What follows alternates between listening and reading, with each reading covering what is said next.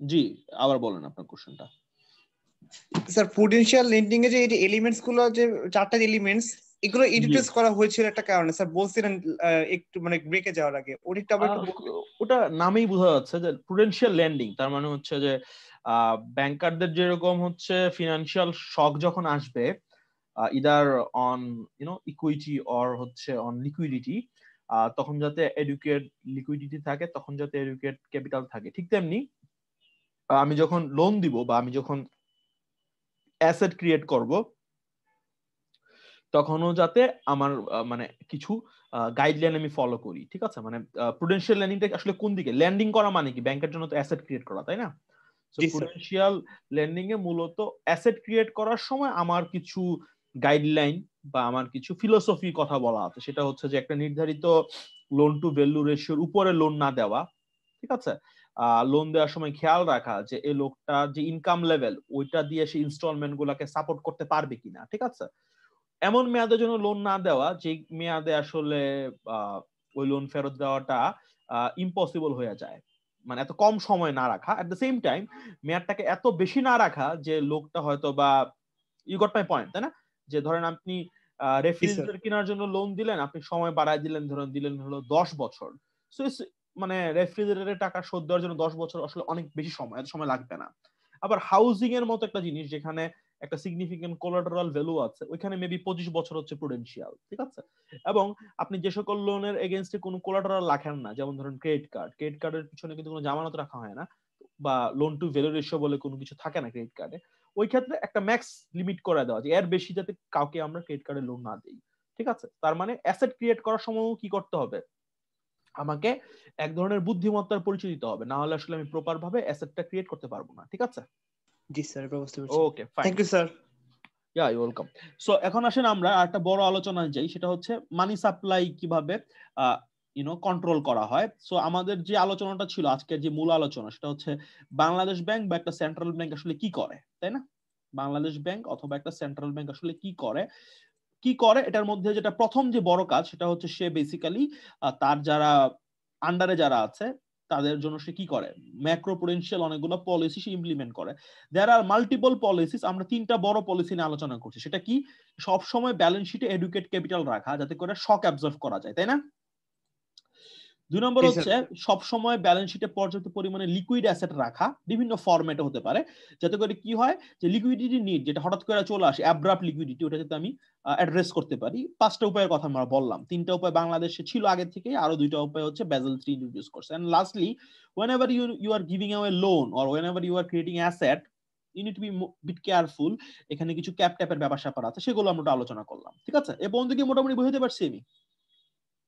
জি sir. জি sir. Perfect.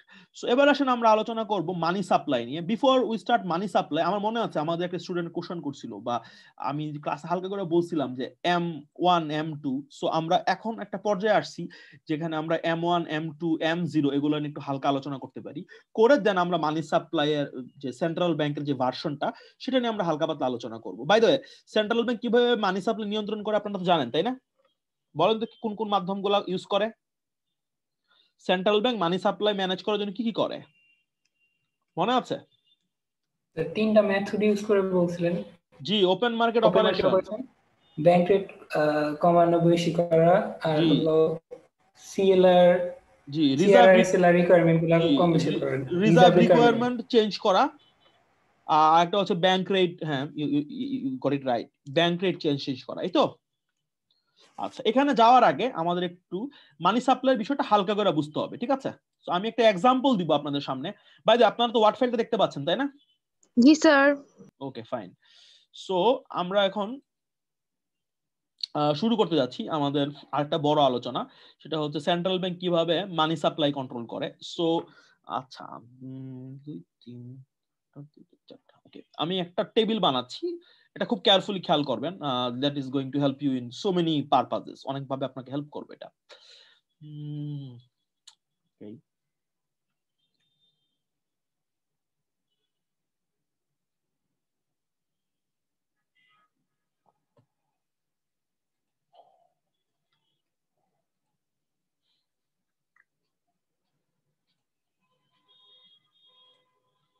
ওকে, একটু সময় দেন, আমি একটু বানিয়ে নিই ঠিক মতো।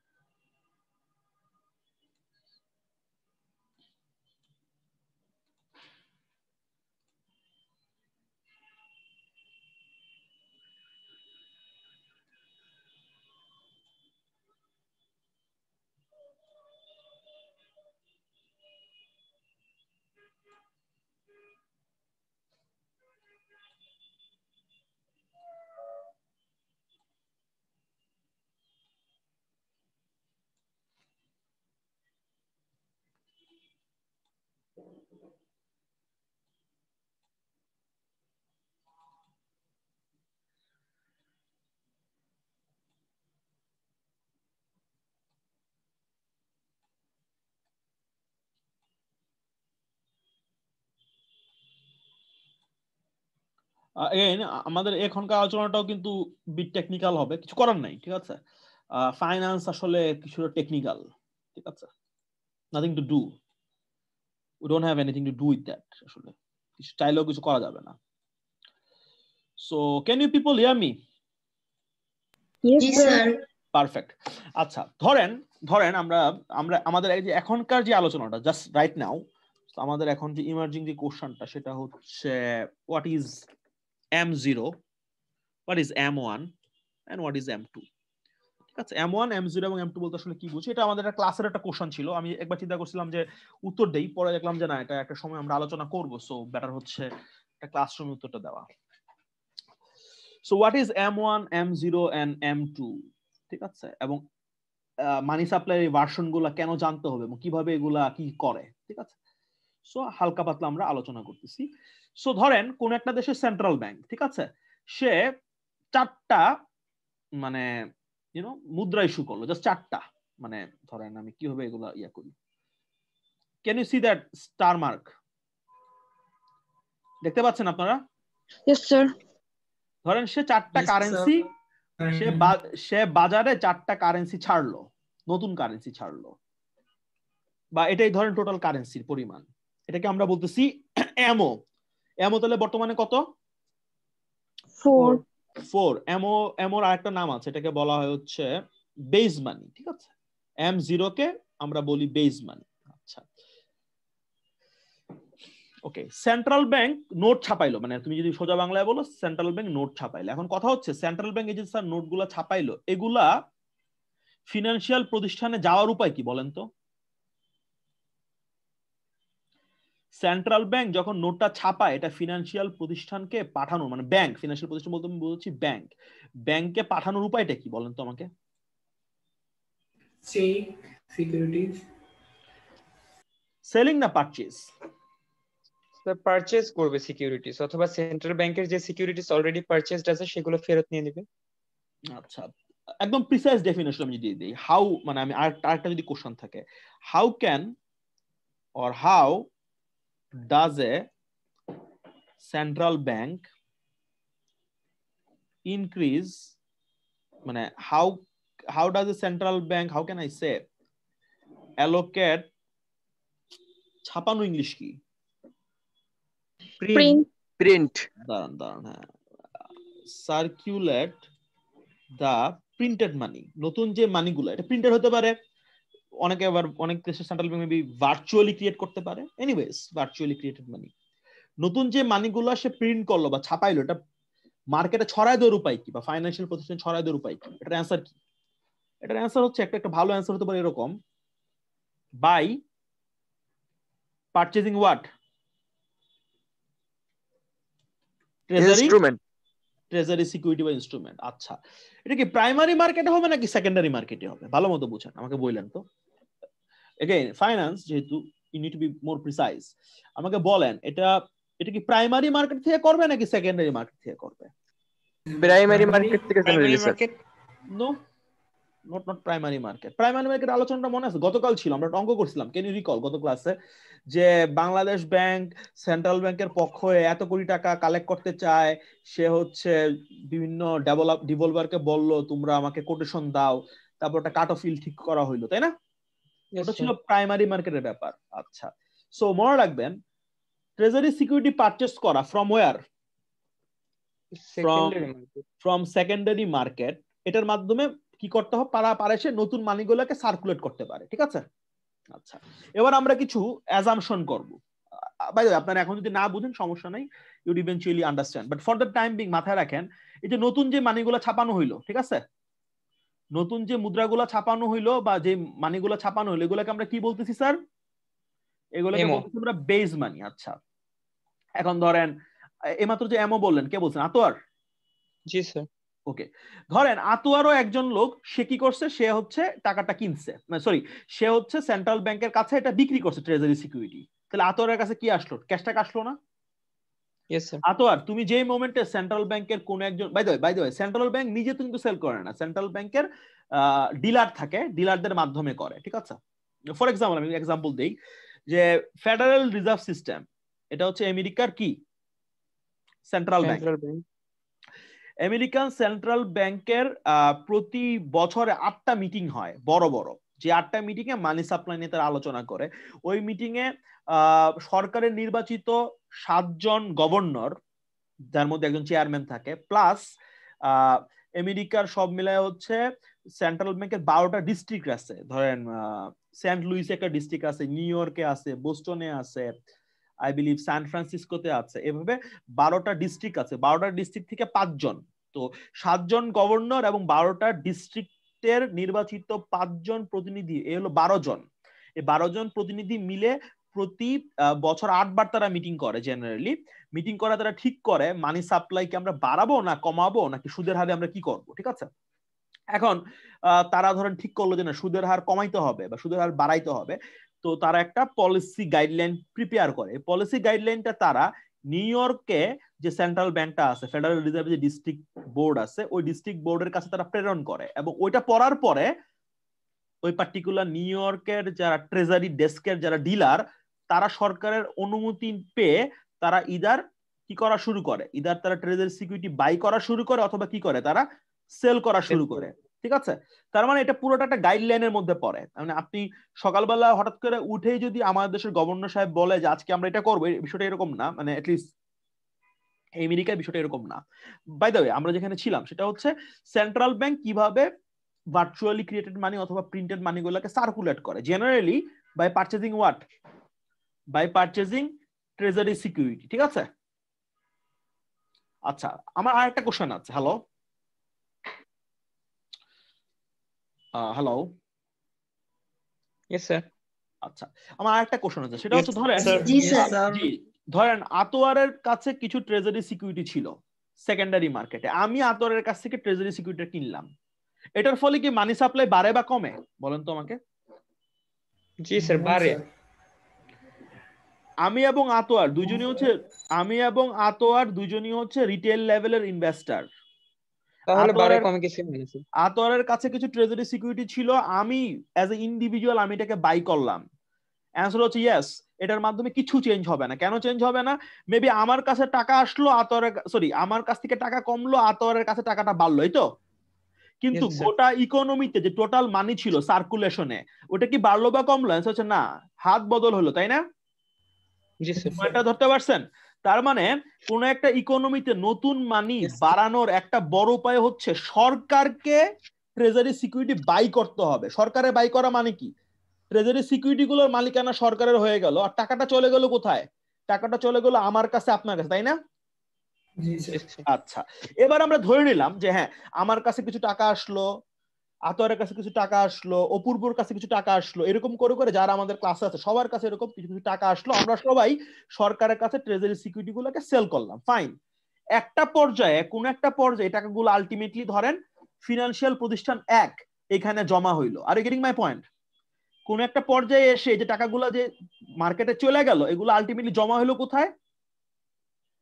ফাইন্যান্সিয়াল ইনস্টিটিউশনে। এটা আলটিমেটলি ফিনান্সিয়াল প্রতিষ্ঠানে জমা হইলো। ফর এক্সাম্পল আমি ধরলাম জমাগুলোকে আমি আবার টিক মার্ক দিয়ে দেখাচ্ছি, ধরেন এগুলো আলটিমেটলি ফিনান্সিয়াল প্রতিষ্ঠানে জমা হইলো। আচ্ছা, আমরা অলরেডি কি জানি স্যার? আমরা অলরেডি জানি ফিনান্সিয়াল প্রতিষ্ঠান কয় ভাবে ইয়া করতে পারে, মনে আছে আপনাদের? ফিনান্সিয়াল প্রতিষ্ঠান নে আমরা যে টাকাটা জমা করলাম, আমার মতো আপনার মতো হাজার হাজার লোক, এই টাকাগুলো আমরা কয়ভাবে জমা করতে পারি? আমরা চাইলে সঞ্চয় আমানতের জমানত, আমরা চাইলে সঞ্চয় আমানতের মাধ্যমে করতে পারি, আমরা চাইলে কি করতে পারি? চলতি আমানতে করতে পারি, আমরা চাইলে কি করতে পারি? স্থায়ী আমানতে করতে পারি না? আচ্ছা, আমরা ধরলাম, আমরা ধরতেছি ফর দ্য টাইম বিং যে এই তিনটা আমানত, এই যে তিনটা আছে, একটা দুইটা তিনটা, এই তিনটা আমানত হচ্ছে ধরেন কারেন্ট অ্যাকাউন্টে জমা হয়েছে, ঠিক আছে? এই তিনটা আমানত যে বিভিন্ন লোক জমা করছে, এটা কি নামে জমা করছে? কারেন্ট ডিপোজিটে জমা করছে, ঠিক আছে?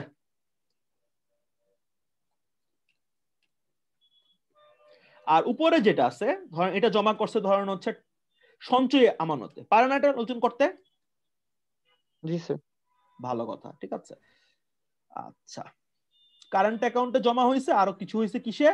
সঞ্চয়ীতে, এই তো, ফ্যান্টাস্টিক। আচ্ছা, এরপরে আচ্ছা এবার আমাকে বল, একটু আগে আমরা কি পড়ছিলাম মনে আছে আপনাদের? এডিআর পড়ছি না আমরা? এই দেখেন এডিআর কি পাইছেন আপনারা? এডিআর, এডিআর আমরা কি পড়ছিলাম মনে আছে? আমরা বলতেছিলাম যে জি, যে পরিমাণ আমানত জমা হচ্ছে বর্তমানে বাংলাদেশের নিয়ম অনুযায়ী যদি আপনি কনভেনশনাল ব্যাংকিং করেন, আপনি 85% পর্যন্ত টাকা কি করতে পারবেন? লোন দিতে পারবেন, তাই না? ভালো কথা। আমরা ধরে নিলাম এখানে কত টাকা আছে? 4 টাকা আছে না? সব মিলে 4 টাকা আছে। 4 টাকার মধ্যে 3 টাকা, 4 টাকার মধ্যে 3 টাকা আলটিমেটলি লোন দেওয়া হইলো, ঠিক আছে? বিভিন্ন লোকের কাছে গেল, এবং ওই লোনগুলো আবার ঘুরে ফিরে, লোনগুলা আমরা খুব বড় বড় কিছু জাম্প নিচ্ছি just to make you understand, but আমরা ধরে নিচ্ছি ওই লোনগুলো কি বিভিন্ন জায়গায় এমপ্লয়মেন্ট ক্রিয়েট করলো টললো হোয়াট এভার, করিডোরে আলটিমেটলি এটা আবার ফিনান্সিয়াল প্রতিষ্ঠান 2 থেকে জমা হইলো, ঠিক আছে? বুঝতে পারতেছি কথা? জি স্যার। আমরা এখানে 4 টাকা ছিল, 4 টাকার মধ্যে আমরা ধরলাম 3 টাকা আলটিমেটলি কি হইলো? 3 টাকা আলটিমেটলি লোন দেওয়া হইলো, এবং আলটিমেটলি ঘুরে ফিরে এটা ফিনান্সিয়াল প্রতিষ্ঠান 2 থেকে জমা হইলো, ঠিক আছে? তো আমি এগুলোকে টিক মার্ক দিচ্ছি। এবার ধরেন কিছু লোক তারা এটাকে ফিক্সড ডিপোজিট করে ফেললো, করতে পারে না? তারা জমা করলো ফিক্সড অ্যাকাউন্টে করলো, ঠিক আছে?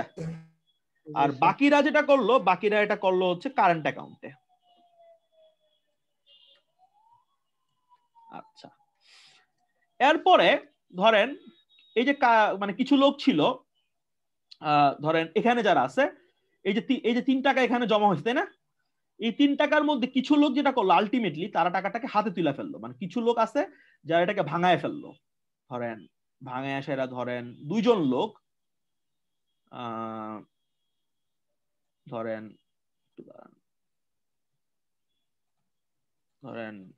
ইন্ডিভিজুয়াল এক্স ধরেন একটা, আর ধরেন ইকোনমি 2 জন ইন্ডিভিজুয়াল আছে ওয়াই। এক্স এর পকেটে 1 টাকা থাকলো, আলটিমেটলি এক্স এর পকেটে আমি টাকাগুলো 1 টাকা রাখলাম ধরেন, আচ্ছা 1 টাকা হোল্ড করলো এক্স তার পকেটে, এবং আলটিমেটলি এখান থেকে ধরেন হচ্ছে আরো 1 টাকা হোল্ড করলো হচ্ছে ওয়াই, ঠিক আছে? এই পর্যন্ত ক্লিয়ার? আমি জাস্ট এক্সাম্পল গুলো দিচ্ছি, আমি কিন্তু কোনো কিছু বলতেছি না, আমি জাস্ট দেখাচ্ছি যে টাকাটা আসলে কোথায় কোথায় যাচ্ছে, যদিও এখানে আসলে অনেক কিছু ওভারল্যাপিং হচ্ছে। বাট এবার আসেন আমরা একটু আলোচনা করি M1 বলতে আমি কি বুঝি, M2 বলতে আমি কি বুঝি। বাই দ্য ওয়ে M0 কি? গভর্নমেন্ট যে মানিটা ক্রিয়েট করলো। জি, গভর্নমেন্ট যে মানিটা ক্রিয়েট করলো এটা হচ্ছে M0। কত টাকা করছিল ক্রিয়েট? সে 4 টাকা। 4 টাকা। M1 হচ্ছে মানি হেল্ড এট হাউসহোল্ড লেভেল, হাউসহোল্ডে কত টাকা আছে, প্লাস চেকেবল ডিপোজিটস। আচ্ছা, হাউস হোল্ডের কাছে কয় টাকা আছে বলেন তো? দুইজন হাউস হোল্ডার 2 টাকা আছে দুইজনের কাছে। আচ্ছা, আর এই যে দুইটা ব্যাংক আছে আমাদের ইকোনমিতে, এখানে চেকেবল ডিপোজিট মানে কি? যে চেক দিয়ে টাকা তোলা যাবে বা ব্যাংকের এটিএম এ টাকা তোলা যাবে, এরকম কয় টাকা আছে বলেন তো? এখানে কয় টাকা আছে? ফিনান্সিয়াল প্রতিষ্ঠান একে 3 টাকা আছে, না 4 টাকা টোটাল আছে। এর মধ্যে চেক দিয়ে তোলা যাবে বা যখন তখন তোলা যাবে কয় টাকা? 3 টাকা। ধরে নেন সেভিং এ তুলতে 1-2 দিন সময় লাগে ফর দ্য টাইম বিং, তাহলে চেকেবল ডিপোজিটে কয় টাকা আছে এখানে? 3 টাকা। পারফেক্ট, চেকেবল ডিপোজিটে এখানে 3 টাকা আছে। 3 টাকা। এই টাকা থেকে, এই 4 টাকা থেকে আবার 3 টাকা লোন দেওয়া হয়েছে, ঘুরে ফিরে এগুলো আবার ব্যাংক টুতে জমা হয়েছে। এবার হচ্ছে ফিক্সে কিছু জমা হয়েছে, কারেন্টে কিছু জমা হয়েছে। বাট চেকেবল ডিপোজিটে কত টাকা জমা আছে? 2 2। টাকা। এখানে জমা আছে 2 টাকা। পারফেক্ট। M1 ইজ আমাদের এই এক্সাম্পলে M1 হচ্ছে 2 টাকা প্লাস এই যে 3 টাকা আছে না ব্যাংক 1 এ, সেটা প্লাস কত? 2 আর যে টাকা। 2 টাকা আছে, এইটা সব মিলে যোগ করলে কত আসে? 7 টাকা, তাই না? 7 টাকা। 7 টাকা। আচ্ছা, M2 মানে কি? M2 খুব সিম্পল। M2 হচ্ছে M1 রাখতে হবে প্লাস সেভিংস অ্যাকাউন্টের টাকা কি করা যায়? বর্তমানে বাংলাদেশে যখন তখন তোলা যায়, বাট নোটিশ দিলেও কতদিনে তোলা যায়? খুব অল্প সময় তোলা যায়, তাই না? জি স্যার। ফর এক্সাম্পল, বর্তমানে বাংলাদেশে তোমার অ্যাকাউন্টের টাকাই তুমি তুলবা, 1 লাখের বেশি হইলে তোমাকে একটা ইনস্ট্রাকশন ফর্ম ফিল আপ করতে হয় আগে থেকে, যেটাকে বলা হয় হচ্ছে কি জানি বলা হয়, ভুলে গেলাম। আজকে আমি একজনের জন্য করে দিছি এটা, but I forgot the name. এটা হচ্ছে খুব সুন্দর রিকুইজিশন, একটা স্লিপ ফিল আপ করতে হয়। তো M1 প্লাস কি, এই যে সেভিংস অ্যাকাউন্ট আছে না, সেভিং যে ডিপোজিট বা টাইম ডিপোজিট, এটা খুব দ্রুত উত্তোলন করা যায়। এটা M1 না, but it's pretty close two what? M1। হ্যাঁ, সেটাও এখানে অ্যাড হইলো। কত টাকা হইলো? 8 টাকা। 8 টাকা।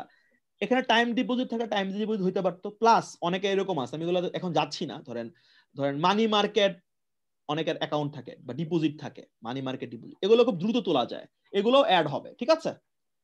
সো কেউ যদি আপনাকে জিজ্ঞেস করে যে হোয়াট ইজ MO মানে কি? MO মানে হচ্ছে কোন একটা দেশে সেন্ট্রাল ব্যাংকের টোটাল যে পরিমাণে মানি সেন্ট্রাল ব্যাংকের হিসাব মতে সে ছাপাইছে, ওটা হচ্ছে কি? MO। ঠিক আছে? হ্যালো? জি স্যার। M1 কি? M1 হচ্ছে জনগণের হাতে যে পরিমাণে টাকা আছে। কি কোথায় আছে জনগণের হাতে? মানে হচ্ছে এটা তো আসলে পরিষ্কার হিসাব পাওয়া খুব মুশকিল, বাট ধরেন আপনার বিকাশের মধ্যে টাকা আছে, এটা অবভিয়াসলি কি? M1। ঠিক আছে? এটা অবভিয়াসলি M1। প্লাস আপনার যতগুলা কারেন্ট ডিপোজিট আছে সবগুলা কি? M1। এরকম ধরতে পারেন আপনি। ঠিক আছে? M2 মানে কি? M2 মানে হচ্ছে এগুলা প্লাস হচ্ছে আপনার যতগুলো সঞ্চয় আমানত সবগুলা কি? M2 তে যাবে।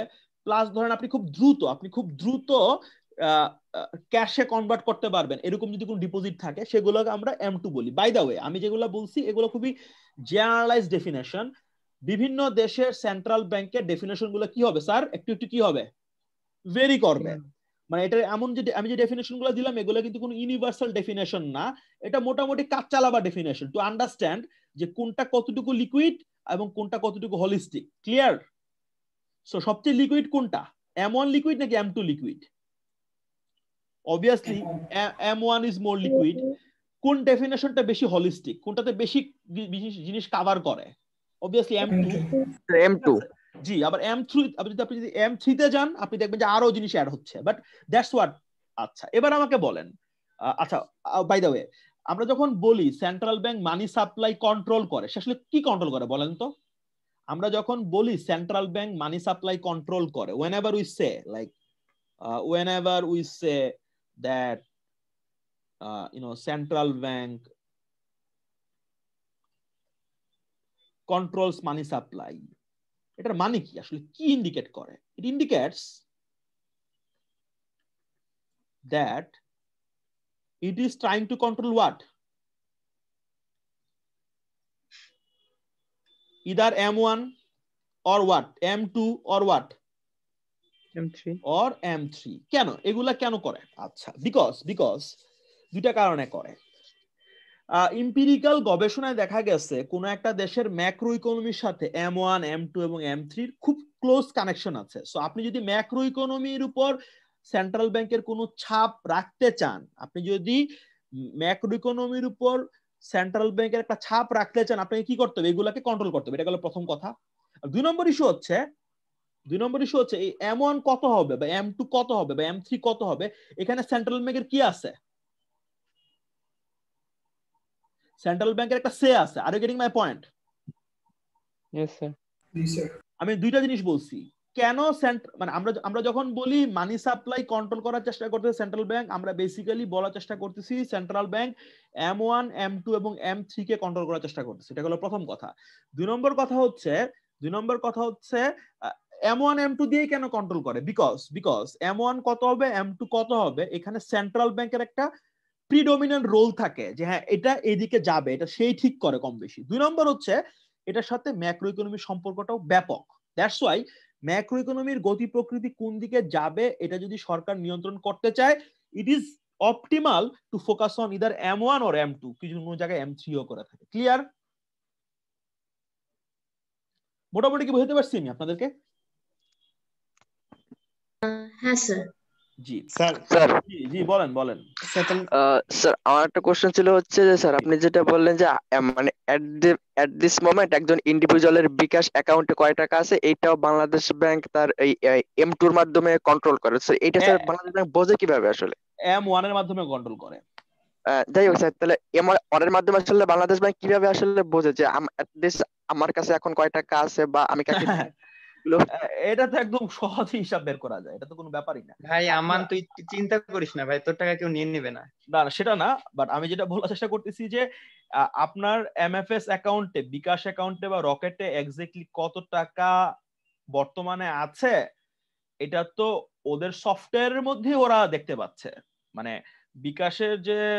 বিকাশের টাওয়ার আছে, এটা মোস্ট অবভিয়াস ক্যালকুলেশন, মানে ইটস জাস্ট এ ক্যালকুলেশন, বুঝছেন? এক্স্যাক্টলি স্বাধীনতা টাওয়ার এটা হলো জাহাঙ্গীর গেটের এখানে, বুঝছেন? এই যে আমাদের জাহাঙ্গীর গেট চিনছেন তো, ক্যান্টনমেন্টে ঢোকার পর। জি, ওইখানে হচ্ছে বিকাশের হেডকোয়ার্টার। সো আমি একবার গেছিলাম, সেটা হইতেছে ধরেন 2017 সালে। বিকাশের সিইওর নাম হচ্ছে কামাল কাদির। ওনার একটা ইন্টারভিউ নেওয়ার জন্য আমি গেছিলাম, আমার সাথে আমার একজন স্যার ছিলেন। সো ওইখানে উনি, যেহেতু আমরা টিচার আমাদের দেখাইছে, উনি ইন্টারভিউ নেওয়ার পর উনি আমাদেরকে দেখাচ্ছিল যে লাইক, সো বিকাশের যেটা আমি জাস্ট এমনি অন্য হিসাব, মানে অন্য কথা, এটা আমাদের ক্লাসের কথা না। বিকাশের যে ধরেন আইটির যে টিমটা, এই টিমের ধরেন একটা বিগ চাঙ্ক হচ্ছে চাইনিজ। তারা চায়না থেকে সব টেকনোলজিক্যাল এক্সপার্ট নিয়ে আসছে। বিশাল বড় টিম ওদের, বিশাল বড় সার্ভার, বিশাল বড় রুম, ঠিক আছে? So they have invested lots of money in IT. So আপনার exactly account at a given point of time কত টাকা আছে, ঠিক আছে, যেটা আপনি এখনো ক্যাশ আউট করেন নাই, ঠিক আছে, তারা এটা খুব সহজে বুঝতে পারবে, ঠিক আছে? Have you got my point? Yes sir. আরেকটা বিষয় হচ্ছে আমি এট দিস মোমেন্ট কত টাকা ক্যাশ হোল্ড করতেছি, এইটাও কি স্যার M1 এর মাধ্যমে? হ্যাঁ, এটা M1 এর মধ্যে যাচ্ছে, কিন্তু এটা প্রিসাইজ কত আছে এটা বলা কিন্তু খুব মুশকিল, তাই না? জি স্যার। হ্যাঁ, বাট বিকাশে কত আছে, আপনার অ্যাকাউন্টে কত আছে, বাংলাদেশে যারা সবাই আছে সবার অ্যাকাউন্টে রাইট নাও কত আছে, সঞ্চয় হিসাবে কত আছে, এটা বের করা তো কোনো ব্যাপারই না। মানে এটা তো সফটওয়্যার গুলোর কাজই তো এই ধরনের ডাটা এগ্রিগেট করা, এটা তো কোনো বিষয় না। বাট এক্স্যাক্টলি আপনার ভাই পকেটে কত আছে এটা ধরেন কেউ বলতে পারবে না। হ্যাঁ, দ্যাটস ট্রু, ঠিক আছে? সো M1 কত একটা ইকোনমিতে, M2 কত, that's more of A approximation, তাই না? That's more like an approximation, ঠিক আছে? সো বাট মোটামুটি বোঝা যায়, বুঝছেন? মোটামুটি আজ করা যায়। ইয়া, বাট জি বলেন। এম দ্বারা কি মানি ইন্ডিকেট করে নাকি? এম মানে মানি, হ্যাঁ, বেসিক্যালি মানি, হ্যাঁ। ইয়া, তার মানে কি জানেন? তার মানে হচ্ছে M1 M2 M3 কি ইন্ডিকেট করে যে এট a given point of time কোন একটা ইকোনমিতে কি পরিমাণে মানি সার্কুলেট হচ্ছে, তাই না? কত টাকা আছে আমাদের ইকোনমিতে, তাই তো? বেসিক্যালি তাই, ঠিক আছে? এটার মধ্যে 2-3টা ভার্সন আছে, ভার্সন গুলো আমি আপনাদেরকে বললাম যে কিভাবে এটা ক্যালকুলেশন করা হচ্ছে। জি বলেন। জি বলেন। হ্যালো, আচ্ছা, কোনো কোশ্চেন নাই মনে হয়। আচ্ছা স্যার আমার একটা কথা, জি বলেন। জি বলেন স্যার। এই যে M1 M2 M3 এর ম্যাক্রো ইকোনমিক, মানে ম্যাক্রো ইকোনমির উপর সেন্ট্রাল ব্যাংক একটা প্রভাব ফেলতে যাচ্ছে, মানে আচ্ছা আমি বলি, মানি সাপ্লাইয়ের সাথে ম্যাক্রো ইকোনমির বিভিন্ন indicator like inflation, like interest rate, ঠিক আছে, অনেক বেশি সম্পর্ক আছে। সো সেন্ট্রাল ব্যাংকের M1 M2 এগুলো বোঝার কাজটা কেন, সেন্ট্রাল ব্যাংক আসলে কি চায় মনে রাখবেন। কোন একটা দেশে সেন্ট্রাল ব্যাংকের দুইটা বেসিক অবজেক্টিভ ভালো মতো মনে রাখবেন। একটা হচ্ছে সে চেষ্টা করে এমপ্লয়মেন্ট বাড়ানোর, সে চেষ্টা করে দ্রব্যমূল্য নিয়ন্ত্রণে রাখার, তাই না? জি স্যার। সে চেষ্টা করে দ্রব্যমূল্য নিয়ন্ত্রণে রাখার এবং সে চেষ্টা করে এমপ্লয়মেন্ট বাড়ানোর। দুইটাই হচ্ছে ম্যাক্রো ইকোনমিক পলিসি। এই দুইটা macro economic policy guideline properly বোঝার জন্য তার একটা কিছু দরকার, একটা ইনস্ট্রুমেন্ট দরকার যেটা দিয়ে সেটা কন্ট্রোল করতে পারবে বা চেষ্টা করতে পারবে। তো যেহেতু M1 M2 কত হবে এটা অনেক ক্ষেত্রে নির্ভর করে সেন্ট্রাল ব্যাংক কি পরিমাণে মানি সার্কুলেট অলরেডি করছে বা করতেছে, এবং যেহেতু M1 এবং M2 এর সাথে ম্যাক্রো ইকোনমিক ইনফ্লেশন, আনএমপ্লয়মেন্ট ইত্যাদি অনেক বেশি জড়িত, এই দুইটা সে খুব ক্লোজলি ট্র্যাক করে। জি, এবার বলেন। তাহলে স্যার এই যে M1 M2 M3 এরা দ্বারা এই যে বেসিক যে অবজেক্টিভটা ওইটা নিয়ন্ত্রণ করতেছে, তাই না স্যার? বুঝি না, আবার বলেন ভাই। মানে স্যার এই যে M1 M2 M3 যেটা, জি এটা জি এই টুলগুলো ইউজ করে আর কি সেন্ট্রাল ব্যাংকের যে বেসিক অবজেক্টিভ ম্যাক্রো ইকোনমিক পলিসির যে দুটো অবজেক্টিভ ছিল স্যার যেটা বলেছেন, এক্স্যাক্টলি, হ্যাঁ কন্ট্রোল করার চেষ্টা করতে। এক্স্যাক্টলি, ঠিক আছে। আবারও বলি, সেন্ট্রাল ব্যাংক মানি কতটুকু ছাপানো হবে একটা ইকোনমিতে এটা সেন্ট্রাল ব্যাংকের সিদ্ধান্ত, তাই না?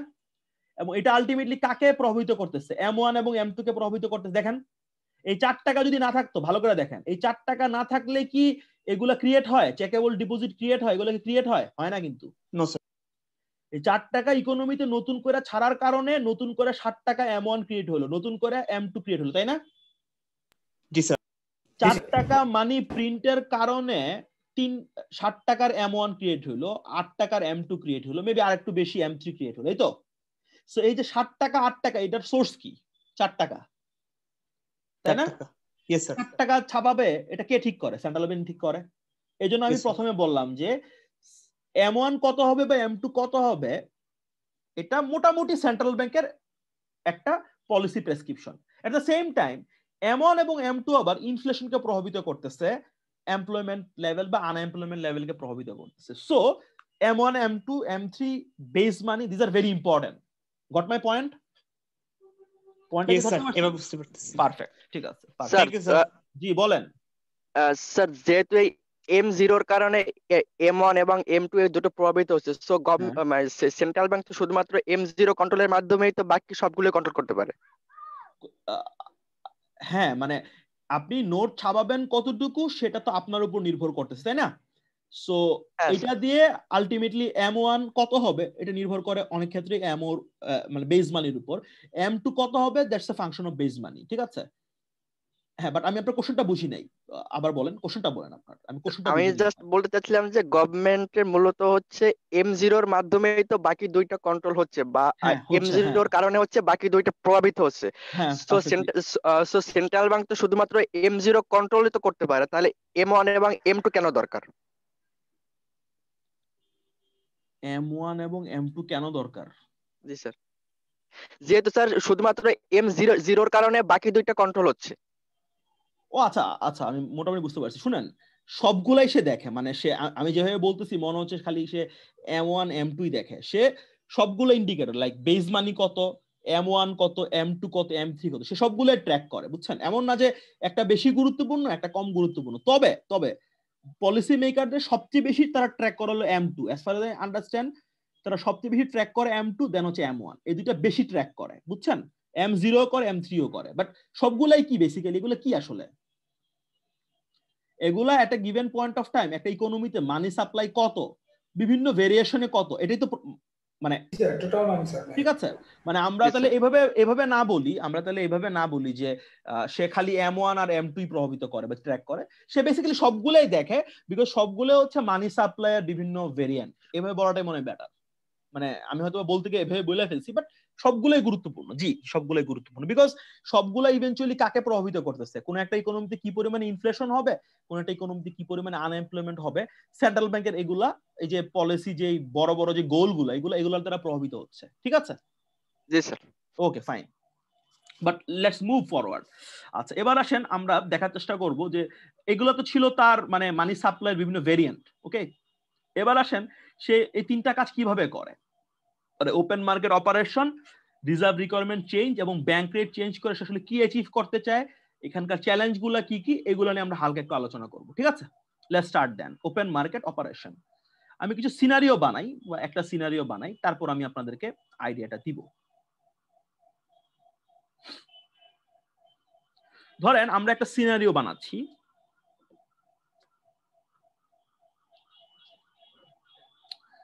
সিনারিওটা হচ্ছে এরকম, how can I say, high interest rate.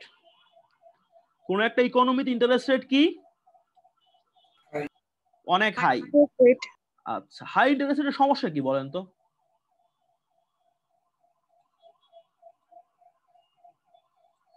High ইন্টারেস্টের সমস্যা কি? স্যার সমস্যা হচ্ছে বড়রা বেশি ফান্ড বড় করতে পারে না, কারণ কস্ট বেশি হয়ে যায়। Perfect. Most of the business projects are not what, are not viable, তাই না? কেন ভায়াবল না? Because of what? Negative NPV. Negative NPV কেন? বিকজ ক্যাশ ফ্লোকে তুমি যখন একটা উচ্চতর ডিসকাউন্টের দ্বারা ডিসকাউন্ট করবে, কি হবে? নেগেটিভ চলে আসবে। আচ্ছা, তার মানে কি? তার মানে হচ্ছে বেশিরভাগ প্রতিষ্ঠান তাহলে কি করবে না? তার মানে হচ্ছে বেশিরভাগ প্রতিষ্ঠান কি করবে না? নো নিউ ইনভেস্টমেন্ট, তাই না? নতুন করে ইনভেস্টমেন্ট করবে না, এই তো। ওতে করে কি হবে ইকোনমিতে? নতুন ইনভেস্টমেন্ট না হলে কি হবে? আনএমপ্লয়মেন্ট রেট বেড়ে যাবে না? আনএমপ্লয়মেন্ট রেট বাড়বে। আচ্ছা, আমি একটা সাইন ইউজ করি, ধরেন হচ্ছে, সরি ভুল হয়ে গেল, তাই না? আনএমপ্লয়মেন্ট বেড়ে যাবে এবং এতে আর কি হবে? মেবি আমাদের জিডিপি, যেটা জিডিপি গ্রোথ, সেটাও কি হবে? জিডিপির যে গ্রোথ রেট সেটা কি হবে? সেটাও থমকে দাঁড়াবে, তাই না? কমে যাবে। আচ্ছা, তাহলে এখানে সেন্ট্রাল ব্যাংকের পলিসিটা কি হবে?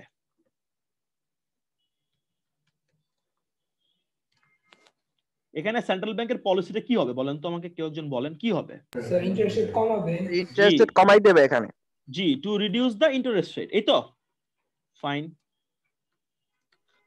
আচ্ছা, এবার আসেন কিভাবে এটা করবে, how to do that, how to reduce interest rate. আমরা বলতেছি কিভাবে কম সুদে ঋণ প্রোভাইড করবে, সেটা হতে পারে। আমরা বলতেছি কিভাবে করবে, কিভাবে করবে, আমরা কি বললাম কিভাবে করবে? আমরা বললাম যে ওপেন মার্কেট অপারেশন দিয়ে করবে। আচ্ছা, ভালো কথা, করবে কিভাবে, এটা হবে। Let's talk about that. ভালো মতো খেয়াল করবেন। স্টেপ 1, আমি যদি এভাবে বলি, স্টেপ 1, স্টেপ 1-এ কি হচ্ছে?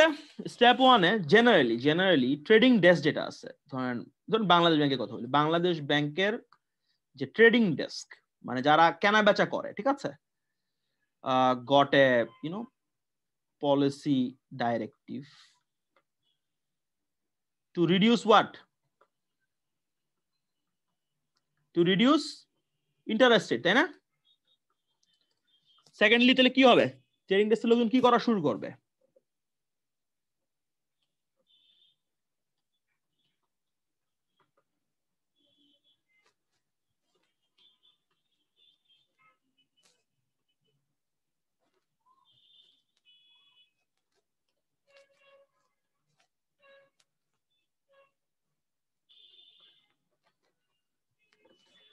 তারা কি করা শুরু করবে বলেন তো? সিকিউরিটিজ ক্রয় করা শুরু করবে। কোথা থেকে? সেকেন্ডারি মার্কেট থেকে। এর ফলে ইমপ্যাক্টটা কি হবে? স্টেপ 3 তে কি হচ্ছে? দেখেন, আপনি যখন ট্রেজারি সিকিউরিটি বাই করতেছেন, আপনি কাগজটা পাচ্ছেন, ইনস্ট্রুমেন্টটা পাচ্ছেন, এর বিনিময়ে আপনি কি দিচ্ছেন? টাকা দিচ্ছেন না? Yes sir. Yeah, you are providing money. So money supply কি হলো? বেড়ে গেল। মানি সাপ্লাই কি হলো স্যার? বেড়ে গেল। মানি সাপ্লাই বেড়ে গেল। Just look into our previous example. এখানে দেখেন, এই 4 টাকা যখন আমি মার্কেটে সার্কুলেট করছিলাম, কিভাবে করছিলাম? কি বলছিলাম? এই 4 টাকা মার্কেটে সার্কুলেট করার উপায় কি? কি বলছিলাম? প্রিন্ট। হ্যাঁ, এটা তো হ্যাঁ, প্রিন্ট তো আমি করলাম, কিন্তু এটা পৌঁছাবার উপায় কি লোকজনের কাছে? সেটা হচ্ছে ভালো মতো বুঝেন আপনারা, শুনেন, টাকা ছাপায় কিন্তু সবাই হাতে ধরাই দিবে না, বুঝছেন, সেটা কেউ করবে না। হ্যাঁ, এটা একটা উপায় আছে তো, তাই না?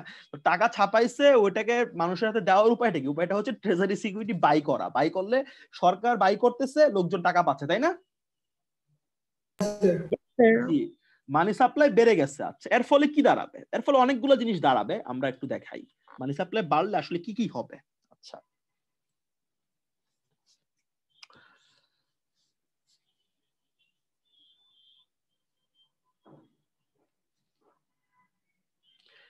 যখনই ফাইন্যান্সিয়াল প্রতিষ্ঠানের কাছে অ্যাক্সেস মানি চলে আসবে, সে কি করতে পারবে? টাকাটা সে কি করবে?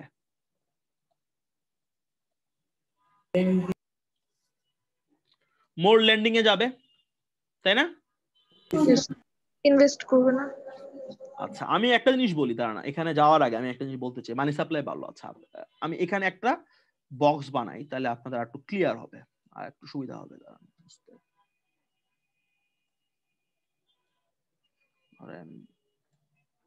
কেউ কেউ আমাকে বলবেন যে এটার মানে কি? ফেডারেল ফান্ড মার্কেট অথবা কল মানি মার্কেট অথবা inter bank,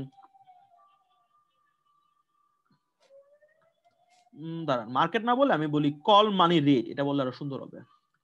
call money rate, federal fund rate, ঠিক আছে, ইন্টার ব্যাংক বরোয়িং রেট অথবা ওভারনাইট রেট, মানে বিভিন্ন নাম আছে, ঠিক আছে, ওভারনাইট ইন্টারেস্ট রেট। এটা কি কেউ একজন আমাকে বলতে পারবেন? এই যে আপনারা শুনেন, এগুলো মানে কি? এগুলো মানে হচ্ছে কি, একটা কমার্শিয়াল ব্যাংক অন্য কমার্শিয়াল ব্যাংকে খুব শর্ট টার্মের জন্য যে রেটে লোনটা দিয়ে থাকে, একদিন বা একদিনের জন্য।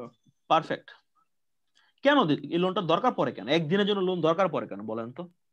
কারণ স্যার, অনেক সময় কমার্শিয়াল ব্যাংকে একটা দিনের জন্য একটা নির্দিষ্ট পরিমাণ অ্যামাউন্ট দেখাতে হয় ব্যালেন্স শিটে, একটা নির্দিষ্ট পয়েন্ট অফ টাইমে। তো ওই অ্যামাউন্টটা যদি কম থাকে, সেক্ষেত্রে ওই অ্যামাউন্টটা কম্পেনসেট করার জন্য লোন নিয়ে স্যার, আমরা যে কমার্শিয়াল ব্যাংকের সিআরআর দেখলাম যে এটা ডেইলি বেসিস অ্যাট লিস্ট 5%, তো ওইটা মেইনটেইন করার জন্য কোনোদিন যদি ফান্ডের শর্টেজ হয়। Okay, got it. Yeah, you people are hitting it perfectly. So আমরা কি একটা পিডিএফ দেখতে পাচ্ছি আমাদের সামনে? ওকে, আপনি দেখেন সিআরআর রিকোয়ারমেন্টটা ফুলফিল করতে হয়, এটা কি আছে বাই উইকলি, তাই না? মানে আপনি তো প্রতিদিন এটা করতেছেনই, বাট প্রতি 2 সপ্তাহ পরে পরে আপনাকে কি করতে হয়? রিপোর্ট করতে হয়, ঠিক আছে? কত পার্সেন্ট রাখতে হবে? 5.5। আর এদিকে তো কত, 13, তাই না? ওকে, ফাইন। এটা আপনাকে রাখতে হবে। না রাখতে পারলে কি করবেন? আপনাকে অন্যভাবে পানিশ করা হবে, পেনালাইজ করা হবে। এখন আপনি বলেন, কোন একটা ব্যাংক কি সবসময় তার কি ওইটা মানে ওই থ্রেশহোল্ড থেকে বেশি থাকবে এরকম কোন ব্যাপার স্যাপার আছে? কম বেশি হইতে পারে না? জি স্যার। ধরেন বাংলাদেশে বর্তমানে 62টা কমার্শিয়াল ব্যাংক আছে যেগুলো শিডিউলড, তালিকাভুক্ত। সো 62টা শিডিউল কমার্শিয়াল ব্যাংকের সবগুলাই কি এরকম কি হয় যে সবগুলারই সিআরআর রিকোয়ারমেন্ট যাওয়ার থেকে বেশি আছে? নাও থাকতে পারে, তাই না? কারো কম থাকবে, কারো কি থাকবে? বেশি থাকবে। তাহলে ওই একদিন বা 2 দিনের জন্য আমার যদি বেশি থাকে, আমি কি করি? যার কম আছে ওরে আমি দিচ্ছি লোন, যার কম আছে সে আমার কাছ থেকে নিচ্ছে, তাই না? আবার এরকম হইতে পারে এই বাই উইকলিতে আমি লোনটা দিছিলাম, এরকম হইতে পারে না যে অন্য কোনো বাই উইকে আমাকে লোনটা নিতে হচ্ছে, এটাও তো হতে পারে, তাই না? Yes sir. হইতেই পারে, ফাইন। সো যে রেটে এই ট্রানজাকশন গুলো সেটেল হয়, এটাকে আমরা কি বলি? ভালো মতো খেয়াল করবে, এটাকে আমি বাংলাদেশের মার্কেটে এটাকে বলি আমরা কল মানি মার্কেট, ঠিক আছে? বাংলাদেশটাকে বলা হয় কি মার্কেট বা কি রেট বলা হয়? Call money rate. আমেরিকাতে এটাকে বলা হয় ফেডারেল ফান্ড রেট, বাংলাদেশে এটাকে বলে কল মানি রেট। মানে হচ্ছে সিআরআর এবং এসএলআর রিকোয়ারমেন্ট ফুলফিল করার জন্য ইন্টার ব্যাংকগুলোর মধ্যে যে বরোইং লেন্ডিংটা হচ্ছে অল্প সময়ের জন্য, জেনারেলি এটার মধ্যে কোনো কোলাটারাল থাকে না, এটাকে আমরা কি রেট বলি? বাংলাদেশে এটাকে বলি আমরা কল মানি রেট। আমেরিকাতে আমরা কি বলি? আমেরিকাতে আমরা বলি ফেডারেল ফান্ড রেট, ঠিক আছে? এছাড়াও বিভিন্ন বইতে এগুলাকে এইভাবে ডাকা, overnight borrowing rate, inter bank borrowing rate. Got it? এটা কি বুঝতে পারলাম? জি Yes, জি sir. স্যার। আচ্ছা, এবার আমাকে বলেন, ধরেন আমরা এখানে কি বলতেছিলাম মনে আছে? মানি সাপ্লাই কি হইতেছে? বাড়তেছে। মূলত কাদের কাছে বাড়তেছে? আচ্ছা, আরেকটা বিষয় আমি বলি, ট্রেজারি সিকিউরিটি যে বাই সেল করতেছি আমরা, মানি সাপ্লাই জনগণের হাতে যেরকম বাড়তেছে, ফাইন্যান্সিয়াল প্রতিষ্ঠানে বাড়তেছে না?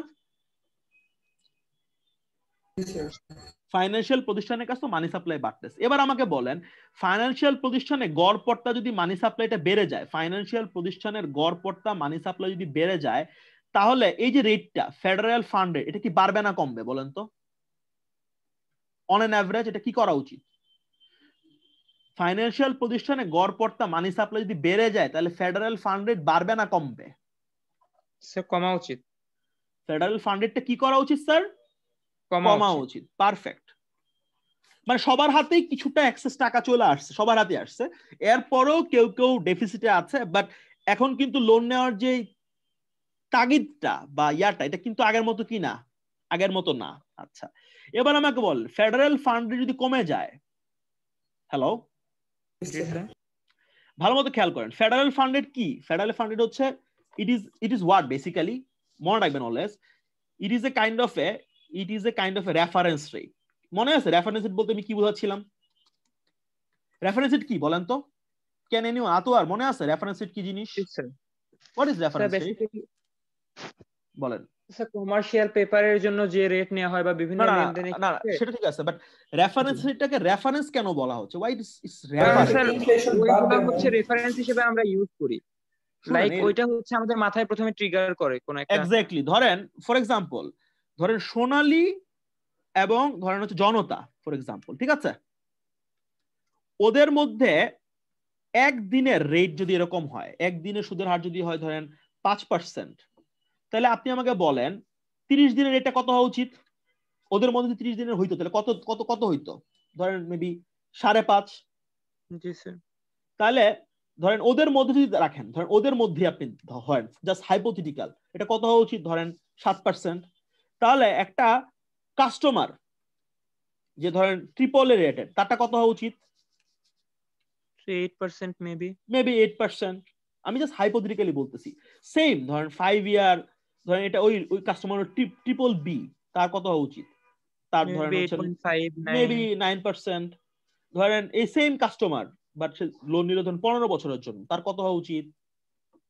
তার মেবি 9.5%, মেবি তার জি জি জি মেবি ধরেন তারটা হচ্ছে, এই যে আমি কতগুলো হাইপোথেটিক্যাল বসাইলাম, হ্যাঁ অবভিয়াসলি এগুলো পারফেক্ট না, বাট এগুলার বেসটা কোথায়? এই পুরো গেমটা শুরু হচ্ছে কোথা থেকে? ওই 5% থেকে। Are you getting my point? Reference rate, reference, যে এটা যদি এরকম হয় তাহলে এটা এরকম হইতে পারে। এটা পারফেক্ট না, বাট ইটস নিয়ার পারফেক্ট। পয়েন্টটা কি ধরতে পারছেন? জি স্যার। আচ্ছা, তাহলে এবার আমাকে বলেন ফেডারেল ফান্ড, জি এবার আমাকে বলেন, এই আস্তে আস্তে ভাই, হ্যাঁ ফেডারেল ফান্ড রেট যদি কমে যায় তাহলে আসলে কি দাঁড়াচ্ছে বলেন তো? একটা ইকোনমিতে সবগুলা লেন্ডিং রেট কমে যাবে না? হ্যালো, জি স্যার। আমি বলতে যাচ্ছি ফেডারেল ফান্ড রেট হচ্ছে একটা কি রেট? Reference rate. এটা দিয়েই সবগুলা রেটকে কি করা হয়, সবগুলা লোনকে কি করা হয়? প্রাইসিং করা হয়, তাই না? তাহলে ফেডারেল ফান্ড রেট যদি কমে যায় তাহলে কি হবে? তাহলে interest rate on what? Interest rate on every কি, এভরি ডেট ইনস্ট্রুমেন্ট, তাই না? সেগুলো কি হবে? কমে যাবে। Should fall. আমরা কি চাইছিলাম দেখেন তো, এখানে আমরা কি চাইছিলাম দেখেন তো? What was the logic? Bangladesh bank কি চাইছিল? ইন্টারেস্ট রেট কমে। সে কাজটা শুরু করলো কোথায়? সে কাজ শুরু করছে এখানে দেখেন, সে একটা পলিসি নোট পাঠাইছে যে তুমি সুদের হার কমাও। তারা কি করলো? ট্রেজারি সিকিউরিটি বাই করলো কোত্থেকে? সেকেন্ডারি মার্কেট থেকে। আমার আপনার মতো অনেকের কাছে মানি সাপ্লাই বেড়ে গেল, নতুন ক্যাশ টাকা ঢুকলো, ওর মধ্যে কারা আছে? ওরাও আছে, ব্যাংকগুলোও আছে। ব্যাংকগুলোর কাছে এই আস্তে আস্তে এই আপনারা আপনাদের ইয়েটা মাইক্রোফোনটা অফ করেন, বুঝছেন? সো ফাইন্যান্সিয়াল প্রতিষ্ঠানের কাছে কি হচ্ছে? মানি সাপ্লাই কি হচ্ছে? বেড়ে যাচ্ছে, তাই না? মানি সাপ্লাই বেড়ে গেলে কি হবে? এক্সেস মানি চলে আসবে, তাহলে কি হবে? রেটটা পড়ে যাবে। এবং এই রেটটা কি স্যার? এটা একটা রেফারেন্স রেট। ওতে কি হচ্ছে আলটিমেটলি? প্রত্যেকটা ডেট সিকিউরিটি কি হচ্ছে, সুদের হার কি হলো, কমে গেল। Are you with me? Fall করলো। ফল ইয়েস করলো। Sir. Have you people understand কি কি গেমটা দাঁড়াইছে এখানে? ইয়েস জি স্যার। স্যার। ওকে, আচ্ছা, এটা ছিল আমার প্রথম আলোচনা, open market operation. Open market কি এখানে? ওপেন মার্কেটটা কি? এই যে খোলা বাজারে আপনি যে সেকেন্ডারি মার্কেটে যে ট্রেডটা করলেন, এটাই হচ্ছে ওপেন মার্কেট অপারেশন। ক্লিয়ার? জি স্যার। আচ্ছা, এবার আমি আমার এখানকার আলোচনাটা শেষ, তারপর আমি কিছু জিনিস আপনাদেরকে বলে দিই যেগুলো আপনারা পড়তে গেলে মাঝে মাঝে কনফিউজ হয়ে যাবেন। আমি এগুলো একটু সুন্দর করে আপনাদেরকে লিখে দিচ্ছি যে কোনটা আসলে কি ইন্ডিকেট করে। ঠিক আছে, এটা হলো একটা ফেডারেল ফান্ড রেট, আপনি এগুলো বারবার পাবেন। আচ্ছা, 2 নম্বর আসেন। 2 নম্বর হচ্ছে আপনি পাবেন হচ্ছে রেপো রেট, আমি শিওর এটা আপনি পাবেন, রেপো রেট। 3 নাম্বার হচ্ছে ব্যাংক রেট। স্যার একটা কোয়েশ্চেন আছে। জি বলেন। Sir London inter bank offer rate নামে একটা ইয়া শুনেছি। জি, এটাও এক ধরনের লাইবর, এটাও এক ধরনের ইন্টারব্যাংক। এই দাঁড়ান দাঁড়ান, আপনাদের তো একজন মনে হয় খালি চালু করে রাখতেছে ভাই। এই আমার সাথে যিনি কথা বলবেন উনি মাইক্রোফোনটা অন করেন, বাকিরা কিন্তু করলে মানে অনেক বেশি আওয়াজ হচ্ছে। হ্যাঁ, কে যিনি বলতেছিলেন, জি বলেন, কে বলছেন লাইবর নিয়ে, কে কথা বলছেন বলেন আবার। জি স্যার আমি বলেছি। জি বলেন না, জি বলেন কি বলছেন আবার বলেন। জি স্যার এইটাও কি মানে এফএফআর মতনই একটা রেট, ফেডারেল ফান্ড রেটের মতনই? জি জি, লাইবর একটা ইন্টারব্যাংক বরোইং রেট, ঠিক আছে। বাংলাদেশে একটা আছে ইনফরমাল, ওটা বাংলাদেশে তো সবকিছু থাকে, নাম হচ্ছে ধরুন ডাইবর, লাইক হচ্ছে like Hollywood, Bollywood, Dhallywood, Hollywood, something like that. Okay, but LIBOR is a interbank borrowing rate. জি, London interbank offer rate, that's called LIBOR. Anyways, জি এটা একটা ফেডারেল ফান্ড রেট। তো ফেডারেল ফান্ড রেট হচ্ছে আমেরিকাতে বলে, বাংলাদেশে আমরা বলি call money rate. Okay, but এটা ছাড়াও এটার নাম হচ্ছে ইন্টারব্যাংক বরোইং রেট হতে পারে, ওভার রেট হতে পারে। আচ্ছা, এটাকে বোঝাবার জন্য আমি যেটা করলাম, ধরেন আমি এভাবে দিচ্ছি, আপনারা এগুলো একটু খেয়াল রাখবেন, তাহলে আপনারা কখনো ভুলবেন না। ধরেন সোনালী ব্যাংকের সাথে সোনালী ব্যাংক টু ধরেন হচ্ছে জনতা ব্যাংক, এটা হচ্ছে এটার এক্সাম্পল, ঠিক আছে? ক্লিয়ার? Hello, yes sir. জি sir. Repo rate, Bangladesh bank to Sonali bank with some additional feature. কিরকম? কোলাটারালাইজড, বাই দা ওয়ে কোলাটারাল বানান কিভাবে ভাই?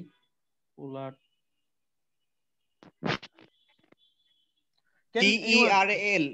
TERAL, এল এটা কোলাটারালাইজ, এটা গেল একটা।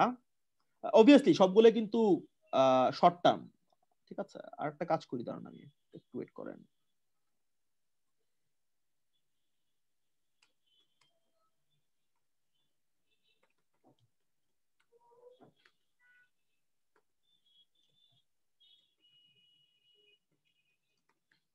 এভাবে দিলে ভালো হবে। Different short term interest rates, ঠিক আছে। এই লিস্টটা মনে রাখবেন খুব ভালো করে, তাহলে আপনাদের উপকারী হবে। আচ্ছা, আমি এগুলোতে আসতেছি। কোলাটারালাইজ, ঠিক আছে। ব্যাংক রেট অথবা একটু দাঁড়ান আমি একটু দেখা, সেটার নাম একটা নাম আছে।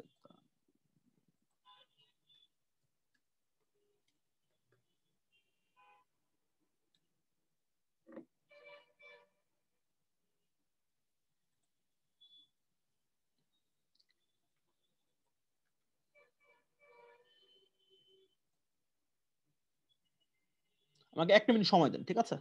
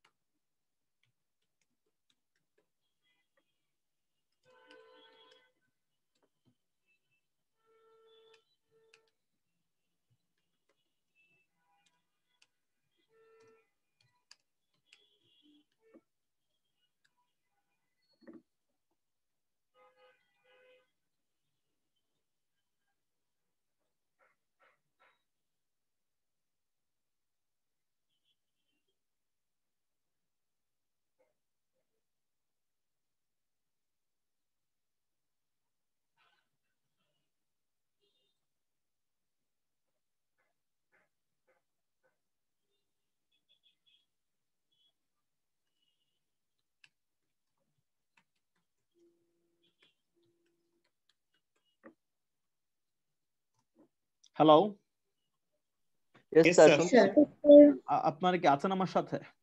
Yes Yes, sir sir. আছি জি, আচ্ছা।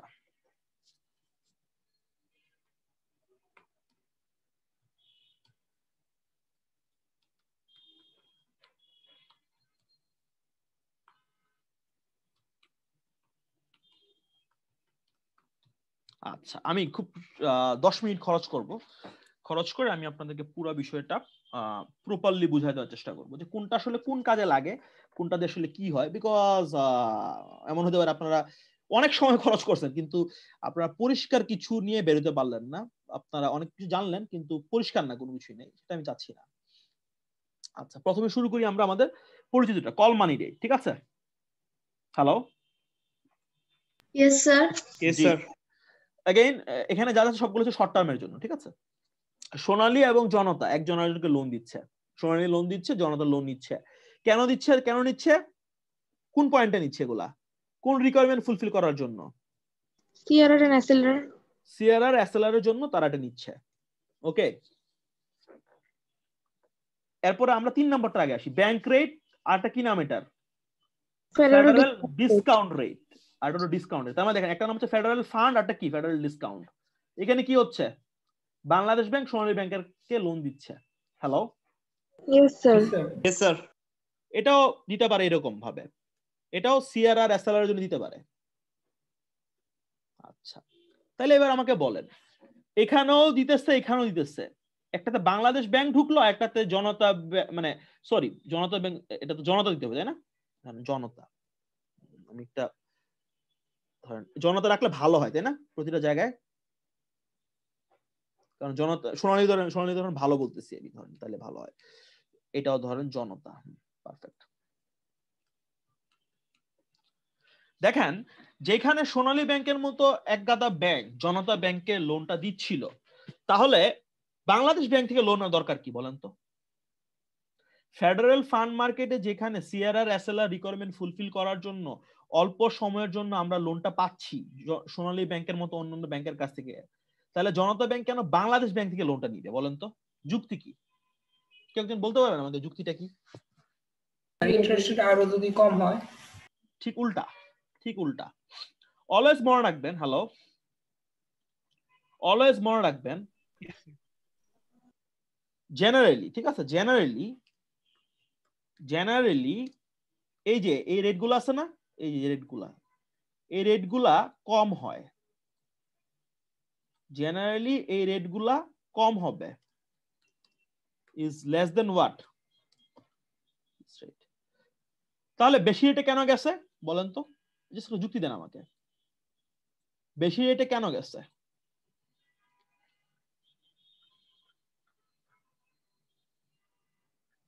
Maturity বেশি নাকি? নো। আচ্ছা, আমি আপনাকে ভাইঙ্গা বলি পুরো ব্যাপারটা, খুব কেয়ারফুলি খেয়াল করবেন, that can be a life lesson for you people. Central bank সবসময় চেষ্টা করে বা ব্যাংকদেরকে সে এনকারেজ করে শর্ট টার্মের জন্য তার কাছে না এসে ওদের মধ্যে লোন নেওয়ার জন্য। কেন? দেখেন, সোনালী ব্যাংক যখন জনতা ব্যাংকে স্বল্প সময়ের জন্য লোন দিবে, সোনালী ব্যাংক জনতা ব্যাংকের কি করবে? একটা অ্যাসেসমেন্ট করবে না মনে মনে? আপনি যখন কাউকে স্বল্প মেয়াদে লোন দেন, আপনি কি অ্যাসেস করেন না যে তার ক্রেডিট ওয়ার্থিনেস কেমন? Yes, sir.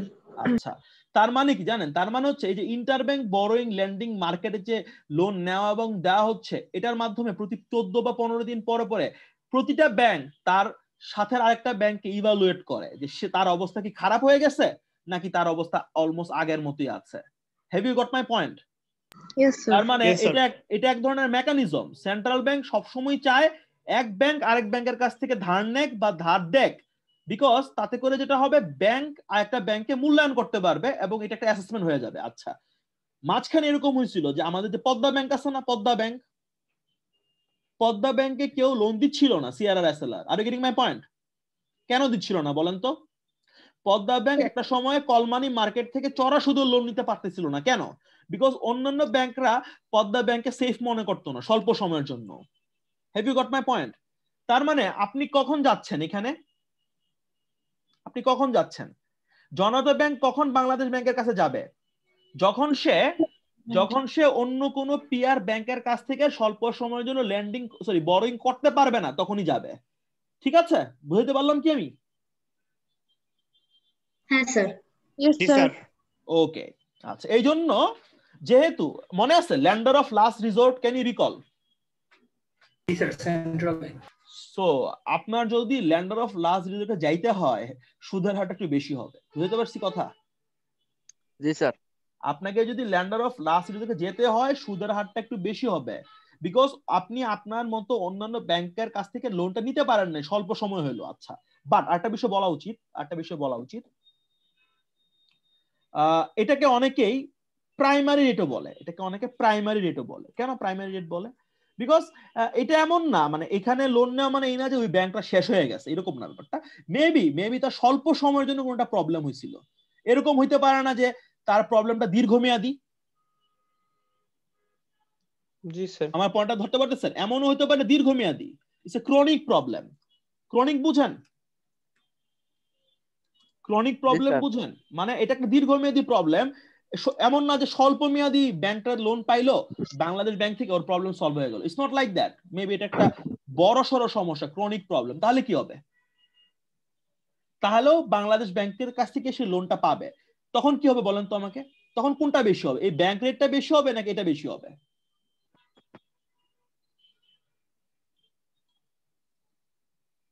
কোনটা বেশি হবে বলেন না? Sir secondary credit. জি, সেকেন্ডারি ক্রেডিটেড মানে হচ্ছে একটা ব্যাংকের ফিনান্সিয়াল স্টেবিলিটির অবস্থা খুব খারাপ এবং তাকে একটা লম্বা সময় বা মোটামুটি লম্বা সময় জন্য লোন দিতে লাগতেছে, অথবা তাকে আর কেউ লোন দিচ্ছে না। ওই ক্ষেত্রে আসলে কি দাঁড়াবে? ওই ক্ষেত্রে সেকেন্ডারি ক্রেডিটটা অনেক বেশি কম্পারেটিভলি। আমি যদি বলেন সেকেন্ডারি ক্রেডিটটা আর অনেক বেশি, তাহলে আমরা কি জানতে পারলাম বলেন তো? What did you know actually now? ধরেন কোন একটা ইকোনমিতে যদি ফেডারেল ফান্ড রেট যদি হয় 5%, আমাকে বলেন তো ইয়া কত হবে? ওই ইকোনমিতে ব্যাংক রেট কত হওয়া উচিত বলেন তো? 5% হবে না, বেশি হবে না, কম হবে? মোর দেন 5% স্যার। জি, মেবি এটা 5.2%। তাহলে ওই ইকোনমিতে সেকেন্ডারি ক্রেডিট কত হবে? More than 5.2%। Perfect. Maybe 5.4%। Have you got my point? Point কি ধরতে পারছেন আমি কি বলতে যাচ্ছি? Yes, sir. জি স্যার। তিনটা আমি ব্যাখ্যা করলাম। তার মানে কি সবগুলোই কিন্তু শর্ট টার্ম লোনের জন্য, but when you go to a Bangladesh bank for secondary credit or discount window, generally you are facing a chronic problem। ঠিক আছে, ক্রনিক প্রবলেম, এবং সবচেয়ে চড়া সুদ কিন্তু এটাই। ঠিক আছে, আচ্ছা লাস্টে আসেন রেপো রেট। আপনি আমাকে বলেন তো মানি সাপ্লাই বা মানি ডিমান্ড এটা ইকোনমির সব সিজনে কি সেম থাকে? ঈদের সময় টাকা উত্তোলনের পরিমাণ বাইরে যায় না? জি স্যার। Yes, sir. পূজার সময় টাকা উত্তোলনের পরিমাণ বাইরে যায় না? Yes Yes, sir. sir. বেড়ে যায়। আচ্ছা, তার মানে কোন একটা ইকোনমির বিভিন্ন সময় আছে, বিভিন্ন টাইম স্লট আছে, তখন কিন্তু সুদের হারগুলা কি হয় স্যার? তখন কিন্তু সুদের হারগুলা বেড়ে যায়। আচ্ছা, আবার কিছুদিন পরে কিন্তু আবার দরকার পড়ে না, তাই না? ধরেন ঈদের 3 দিন তারপর কিন্তু আবার এটা কমে যাচ্ছে, তাই না? জি sir. Yes, sir. Fine. So অনেক সময় বাংলাদেশ ব্যাংক চেষ্টা করে কি জানেন? সাময়িক সময়ের জন্য মানি সাপ্লাই বাড়াতে। বাংলাদেশ ব্যাংক চেষ্টা করে সাময়িক সময়ের জন্য মানি সাপ্লাই বাড়াতে, আবার এটাকে সে আগের জায়গায় নিতে চায়। তখন সে কি ইউজ করে বলেন তো? রিপারচেস এগ্রিমেন্ট বলতে আপনি কিছু বুঝেন? রিপারচেস এগ্রিমেন্ট মানে কি? Do have any idea about? ক্রয় করে নেব এই শর্তে যখন বিক্রয় করা হয়। Exactly, repurchase agreement. Bangladesh bank যেটা করে এরকম স্পেসিফিক কিছু সময় যখন মানি সাপ্লাই বাড়ানোর দরকার, সে যেটা করে তখন কি করে, অল্প সময়ের জন্য কি করে, সে ট্রেজারি সিকিউরিটি বিক্রি করা শুরু করে, যে 7 দিন পরে আমি এটা আবার কি করব, আজকে আমি সেল করতেছি, পরে কি করব, ক্রয় কিনে করব। নেব। ঠিক আছে, মানে আজকে আমি সেল করতেছি, পরে আমি কিনে নিব, তাই না? জি স্যার। ওতে করে কি হয়? ওতে করে হচ্ছে এই যে temporary, how can I say, মানে আমাদের যেটা বুঝতে হবে সেটা হচ্ছে মানি সাপ্লাই যে লেভেলটা, মানি সাপ্লাই লেভেলটা কিন্তু কি ইটস বিট সিজনাল। সিজনাল কথাটা বুঝছেন? বিভিন্ন সিজনে কি হয়, এটা একটু উঠানামা করে, ফ্লাকচুয়েট করে। ওই সিজনালিটিকে অ্যাডজাস্ট করার জন্য মাঝে মাঝে বাংলাদেশ ব্যাংক মানে আপাতত কি করতেছে, সে হচ্ছে কিনতেছে, ঠিক আছে, পরে আবার বিক্রি করতেছে। উল্টাভাবে যদি চিন্তা করেন, জনতা ব্যাংক আজকে সেল করতেছে, পরে কি করতেছে, আবার বাই করতেছে। মানে সেল করলে বাই করবেন, বাই করলে কি করবেন, সেল করবেন, ঠিক আছে। সো যেই রেটে এটা সেটেল হচ্ছে এটাকে কি বলছি আমরা, যে রেটে এটা সেটেল হচ্ছে এটাকে আমরা বলছি হচ্ছে রেপো রেট। এই রেটে সেটেল হচ্ছে এটাকে আমরা বলছি রেপো রেট। ওকে, সো আপনারা যারা এগুলো নিয়ে একটু পড়বেন, আপনারা কম বেশি 3টা বা 4টা রেটের কথা পাবেন। সবচেয়ে বেশি পাবেন হচ্ছে এটা কল মানি রেট, তারপর পাবেন হচ্ছে ব্যাংক রেট, ঠিক আছে। যেটা বুঝতে হবে, সবসময় মনে রাখবেন, কল মানি রেট কম হয় এবং ফেডারেল ডিসকাউন্ট রেট বা ব্যাংক রেটটা কি হয়, একটু বেশি হয়।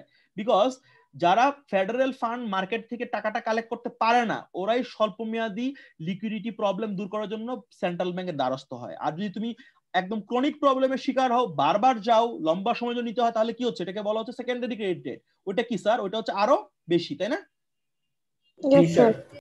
এই পর্যন্ত কি বুঝতে পারলাম?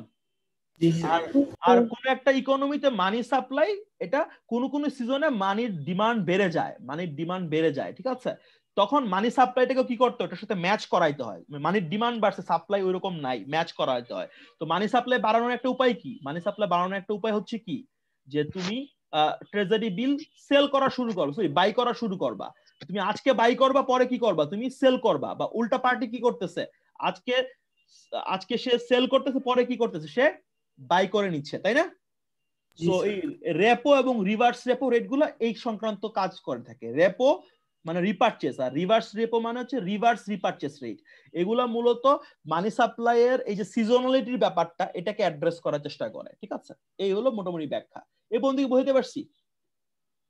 Yes sir. Okay fine. So আমরা কি, আচ্ছা আজান কখন হবে এখন? আজান কখন হয় নরমালি? স্যার আর দ্যাট লিস্ট 5 থেকে 7 মিনিট পরে মনে হয় পরে আজান হবে। আচ্ছা আমরা আজানের, আচ্ছা ঠিক আছে 5:35 আজানের পরে আমরা একটা ব্রেক নিব, আমরা আমাদের আলোচনাটা কন্টিনিউ করব, বাট আমরা তাহলে আজান পর্যন্ত আগাইতে থাকি, ঠিক আছে। সো এটা গেল, কি গেল sir, open market what operation. আচ্ছা ফাইন। এবার আসেন রিজার্ভ রিকোয়ারমেন্ট চেঞ্জ, এটা কি জিনিস?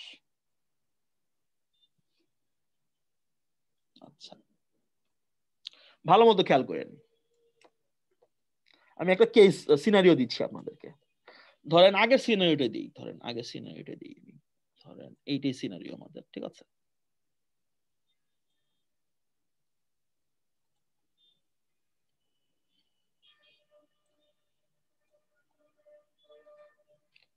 ওকে,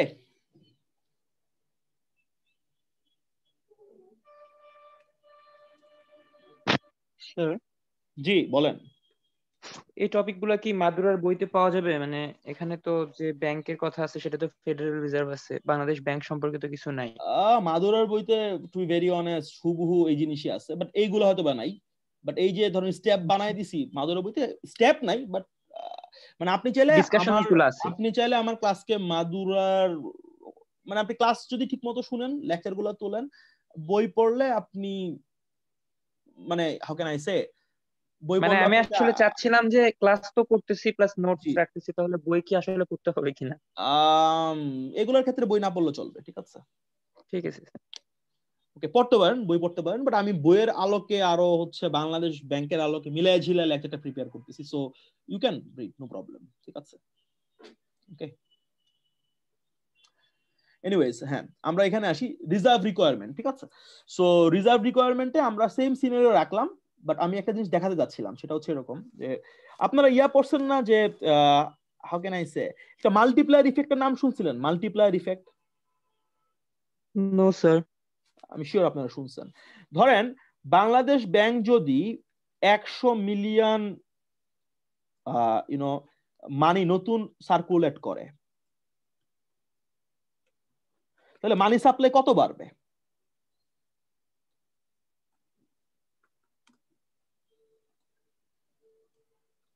দেন how much will be the money supply? এটার কোশ্চেনের উত্তরটা কি বলেন তো আমাকে? এটার উত্তর আপনারা জানেন?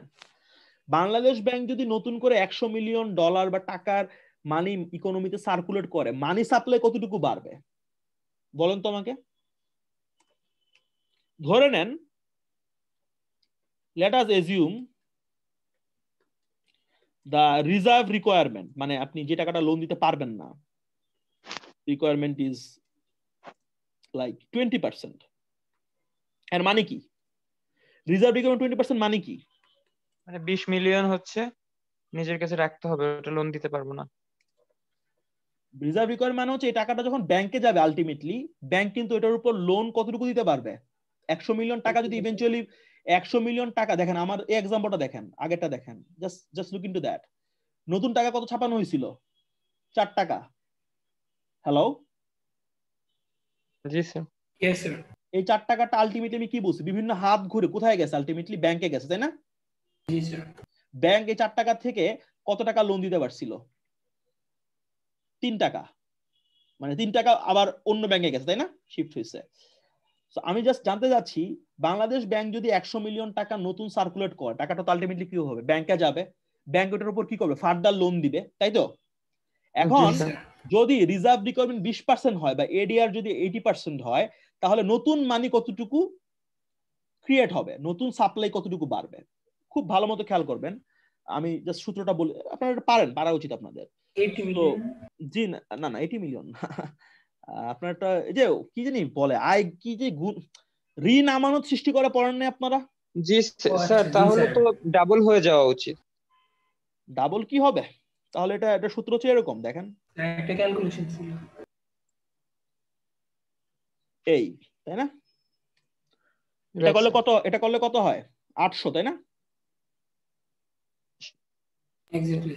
জি, এটা দিয়াটা কি, মানে এটা কিছু প্রেমিস আছে, সেই প্রেমিস গুলা কি? সেটা হচ্ছে যা মানি সার্কুলেট হয়েছে আলটিমেটলি সবগুলাই ব্যাংকে গিয়ে ঠেকছে, এবং ব্যাংক কি করছে? এডিআর এর অতিরিক্ত 1 টাকাও রিজার্ভ রিকোয়ারমেন্ট রাখে নাই, যা এডিআর ঠিক অতটুকুই রাখছে, বাকি সব কি করছে?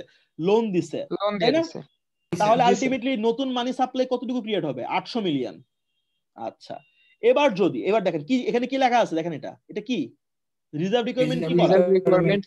চেঞ্জ করা। আচ্ছা, আগে কত ছিল আমাদের? 20%। ওকে, এবার আমরা যেটা করি, আচ্ছা by the way, reserve requirement change করা, এখানে কি করতে হবে বলেন তো? সুদ হার কমাইতে হবে, মানি সাপ্লাই বাড়াইতে হবে, তাহলে রিজার্ভ রিকোয়ারমেন্ট কি বাড়াতে হবে না কমাইতে হবে? মানি সাপ্লাই কমাইতে হবে। এক্স্যাক্টলি, রিজার্ভ রিকোয়ারমেন্ট আরো কমাইতে হবে। আচ্ছা, ধরেন রিজার্ভ রিকোয়ারমেন্ট একটু কমাই দিলাম, for example let's make it 10%। ওকে, তাহলে নতুন মানি সাপ্লাই কত হয় বলেন তো? মানে এডিশনাল মিলিয়ন। জি, 900 মিলিয়ন। এটা হবে কত? 1। এটা হবে কত? 9। আচ্ছা, তাহলে ইমপ্যাক্ট কি হলো? এই পলিসির ইমপ্যাক্ট কোথায়? এই পলিসির ইমপ্যাক্টটা কি করলো? আগে মানি সাপ্লাই বাড়তো কত? 800 মিলিয়ন, এখন বাড়লো কত? 900 মিলিয়ন। তাহলে ইনক্রিমেন্টাল কত হইলো? 900 মাইনাস 800 কত হচ্ছে? এটা 100 মিলিয়ন। 100 মিলিয়ন। তাহলে আমাকে বলেন, 800 মিলিয়ন নতুন মানি সাপ্লাইতে সুদের হার যে পরিমাণে কমার কথা, 900 মিলিয়নে ওর থেকে বেশি কমার কথা না? জি স্যার, বেশি কমার কথা। এটা হচ্ছে সেন্ট্রাল ব্যাংকের দ্বিতীয় পলিসি, বুঝতে পারছি? জি স্যার। আগেরটা ছিল ওপেন মার্কেট অপারেশন, সেটা কি করা হচ্ছে? সেখানে ট্রেজারি সিকিউরিটি কি করা হচ্ছে? বাই সেল করা হচ্ছে। আমাদের সুদের হার কমাইতে হবে, এজন্য বাই করছি। করলে কি হয়েছে দেখেন, মানি সাপ্লাই বাড়ছে, কার হাতে বাড়ছে? এফআইআর হাতে বাড়ছে। বাড়ার ফলে কি হচ্ছে? তার কাছে অ্যাক্সেস টাকা চলে আসছে, ফ্যাট ফান্ড রেট কমে গেছে। ফ্যাট ফান্ড রেট কমে যাওয়া মানে কি? সবকিছু কমে যাওয়া, ঠিক আছে? সুদের হার কমে যাওয়া। আর এখানে কি করতেছি আমরা? ভালো মতো খেয়াল করেন, এখানে আমরা কি করতেছি? এখানে আমরা বলতেছি যে আমি যদি 100 টাকা নতুন সার্কুলেট করি, আলটিমেটলি ইকোনমিতে মানি সাপ্লাই 800 টাকা হয়, যদি আমার এডিআর কত হয়? 80% হয়, অথবা আমার রিকোয়ারমেন্ট হয় 20%। কিন্তু আমি যদি এডিআর কে 10 এর জায়গায় কত করি? 20 জায়গায় যদি 10 করি, তাহলে 20 জায়গায় যদি 10 করি, তাহলে আমাদের মানি সাপ্লাই বেড়ে যাবে কত? 900 মিলিয়ন হবে। তাহলে ইনক্রিমেন্টাল কত হচ্ছে? 100 মিলিয়ন। ইনক্রিমেন্টাল হচ্ছে 100 মিলিয়ন হচ্ছে। ক্লিয়ার এ পর্যন্ত? জি স্যার। মোটামুটি কি বুঝছেন আপনারা? ঋণ আমানত সৃষ্টি করছিলাম। হ্যাঁ, বাট ঋণ আমানত সৃষ্টি তো এটাও হয়েছে, দেখেন 800 মিলিয়নের সৃষ্টি হয়েছে, 900 মিলিয়নের সৃষ্টি হয়েছে। বেশি কেন হয়েছে? বিকজ এখানে আমি এডিআরটাকে কি করছি? কমাই দিছি। সরি, এখানে আমি এডিআরটাকে বাড়াইছি, অথবা ইয়াটাকে কি করছি? রিজার্ভ রিকোয়ারমেন্ট কি করছি? রিজার্ভ রিকোয়ারমেন্ট কি কমাই দিছি। সো দেখেন আমরা লাস্ট একটা মিনিট সময় দেন আমাকে, বাংলাদেশ ব্যাংকের ইয়াতে যাই। বাংলাদেশ ব্যাংকে বর্তমানে কত এডিআর, কত পার্সেন্ট? 85%। 85%। তাহলে মানে আমি যদি 85% যদি চিন্তা করেন, জাস্ট আমি এডিআর, বাই দ্য ওয়ে এগুলা একটু অ্যাপ্রক্সিমেট, বাট আমি যদি বাংলাদেশ ব্যাংকের মানি সাপ্লাইকে আরো বাড়াইতে চাই বা সুদের হারকে আরো কমাইতে চাই, এটা কি করতে হবে? এটা বাড়াইতে হবে না কমাইতে হবে? এটাকে আর একটু বাড়াইতে হবে, অথবা রিজার্ভ রিকোয়ারমেন্টকে কি করতে হবে? আর একটু, হ্যালো হ্যালো, জি কমাতে হবে, এটাকে একটু কমাইতে হবে। আচ্ছা ধরেন ক্লিয়ার। আপনি এগুলোকে এইভাবে রাখতে পারেন, আপনি চাইলে আর একটু বিস্তৃত চিন্তা করতে পারেন। লাইক ফর এক্সাম্পল ধরেন সিআরআর হচ্ছে, ফর এক্সাম্পল বাংলাদেশে বর্তমানে কত, ধরেন 5.5, আর এসএলআর কত? 13%। 13%। তাহলে যদি আমরা যদি ইয়া করতে চাই, মানে রিজার্ভ রিকোয়ারমেন্ট, ডক ফাইলটা দেখতেছি না, পিডিএফটা দেখতেছি। Okay okay okay okay fine, I am going to the doc file. So বাংলাদেশে বর্তমানে কি আছে, এগুলো এরকম না? আচ্ছা আমি বাংলাদেশে বর্তমানটা রাখি। আমাকে কি একজন বলেন তো নতুন করলে কত আসে, এগুলো করলে কত আসে? এটা যদি সলভ করি কত আসে? 850, তাই না? জি স্যার। এটা হচ্ছে বাংলাদেশের কি বর্তমান অবস্থা, তাই না? সো আপনি যদি সেন্ট্রাল ব্যাংকের গভর্নর হন, আপনি যদি মানি সাপ্লাই যদি বাড়াতে চান, এটাকে কি করতে হবে? ধরেন এটাকে একটু কমাই দিতে হবে, তাই না? জি স্যার। এটাকে কমাইতে হবে, এসএলআর কে কি করতে হবে? একটু মেবি একটু কমাইতে হবে। জাস্ট এক্সাম্পল হিসেবে বলতেছি। ইমপ্যাক্টটা কি হবে? ইমপ্যাক্টটা এইভাবে পড়বে। ক্লিয়ার? মোটামুটি কি বুঝতে পারছেন হাউ থিংস ওয়ার্ক? জি স্যার। ওকে ঠিক আছে। ওকে আমরা আবার একটা ব্রেক নিচ্ছি ফর লাইক 15 মিনিটস, দেন আমরা আবার একত্রিত হব। পড়ালেখা জারি থাকবে, বুঝছেন?